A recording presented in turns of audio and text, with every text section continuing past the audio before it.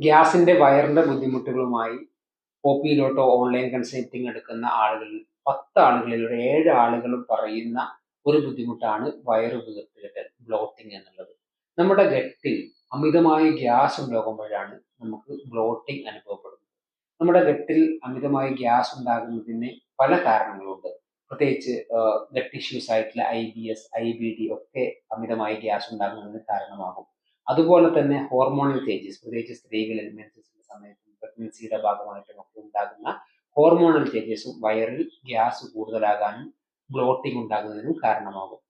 ഇതല്ലാതെ നമ്മുടെ വയറിൽ അമിതമായി ഗ്യാസ് ഉണ്ടാകുന്നത് പ്രത്യേകിച്ചും നമ്മൾ കഴിക്കുന്ന ഭക്ഷണങ്ങൾ നമ്മുടെ ഗട്ടിലെ ബാക്ടീരിയ ദഹിപ്പിക്കുന്നതിന്റെ ഭാഗമായി ഫെർമെന്റേഷൻ ഉണ്ടാകുകയും ആ ഫെർമെന്റേഷന്റെ ഭാഗമായിട്ടാണ് കൂടുതലായിട്ട് നമ്മുടെ വയറ്റിൽ ഗ്യാസ് ഉണ്ടാകുന്നത്.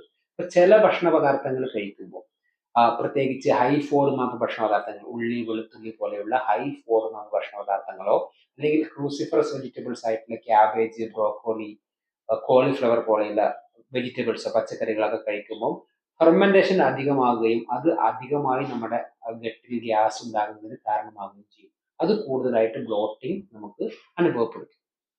ഇതുപോലെ തന്നെ നമ്മൾ ഭക്ഷണം കഴിക്കുന്ന സമയത്ത് ഹറിബറി ആയിട്ടോ അല്ലെങ്കിൽ സംസാരിച്ചു കൊണ്ടൊക്കെ ഭക്ഷണം കഴിച്ചു കഴിഞ്ഞാൽ ആ സമയത്ത് വായു കൂടുതലായിട്ട് വിഴുങ്ങുന്നതിന് അത് കാരണമാകുകയും അത് കാരണം നമ്മുടെ ആമാശയത്തിലും ഗട്ടിലുമൊക്കെ കൂടുതലായിട്ട് ഗ്യാസ് കെട്ടാൻ കാരണമാകും.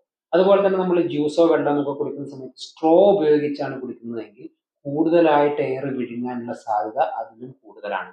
അതും വയറ്റിൽ കൂടുതലായി ഗ്യാസ് ഉണ്ടാകുന്നതിന് കാരണമാകും. അപ്പൊ ഇങ്ങനെ ഗ്യാസ് ഉണ്ടായി കഴിഞ്ഞാൽ ഇതിനെ മറികടക്കാൻ നമുക്ക് ചെയ്യാൻ കഴിയുന്ന 3 കാര്യങ്ങൾ നോക്കാം.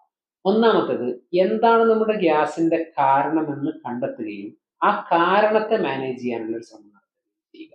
അതുപോലെ നല്ല രീതിയിൽ വെള്ളം കുടിക്കുക. നല്ല രീതിയിൽ വെള്ളം കുടിച്ചെങ്കിൽ മാത്രമേ നമ്മുടെ ഗട്ടിലൂടെ ഫുഡ്സ്, നമ്മൾ കഴിക്കുന്ന ഭക്ഷണ പദാർത്ഥങ്ങൾ ശരിയായ രീതിയിൽ ചലിക്കുകയും മലബന്ധം ഉണ്ടാക്കാതിരിക്കുകയും ശരിയായ രീതിയിലുള്ള മലശോധന നമുക്ക് ലഭിക്കുകയും ചെയ്യുകയുള്ളൂ. ഇങ്ങനെ മലശോധന ലഭിച്ചെങ്കിൽ മാത്രമേ നമ്മുടെ വയറ്റിൽ നിന്ന് ഗ്യാസ് പുറത്തു തള്ളപ്പെടുകയും ചെയ്യുകയുള്ളൂ. അതുപോലെ തന്നെ ഒരു അരമണിക്കൂറെങ്കിലും നിത്യേന എക്സസൈസ് ചെയ്യുക. ശരിയായ രീതിയിൽ എക്സസൈസ് ചെയ്തിട്ടില്ല എന്നുണ്ടെങ്കിൽ ഈ പറഞ്ഞ പോലെ ഗട്ട് മോട്ടിലിറ്റി ശരിയായ രീതിയിൽ നടക്കാതിരിക്കുകയും അത് വയറിൽ കൂടുതൽ ഗ്യാസ് കെട്ടുന്നതിന് കാരണമാവുകയും ചെയ്യും. അതുപോലെ തന്നെ പെട്ടെന്നുണ്ടാകുന്ന ചില ഗ്യാസുകൾക്ക്, അതായത് IBSന്റെയോ IBDയുടെയോ ഭാഗമായിട്ടൊന്നും അല്ലാതെ എന്തെങ്കിലും ഭക്ഷണം ഒന്ന് മാറി കഴിച്ചതിന്റെ ഭാഗമായിട്ട് ഒരു ഫംഗ്ഷന്റെയോ അല്ലെങ്കിൽ പുറത്തുനിന്ന് ഭക്ഷണം കഴിച്ചതിന് ശേഷം ഒരു ദഹനക്കേട് ഉണ്ടായി കഴിഞ്ഞാൽ അതിനെ മറികടക്കാൻ നമുക്ക് ഇഞ്ചി നീര് കഴിക്കുകയോ അല്ലെങ്കിൽ ഇഞ്ചിയിട്ട് വെള്ളം തിളപ്പിച്ച് കുടിക്കുകയോ ഒക്കെ ചെയ്യാം. അല്ലെങ്കിൽ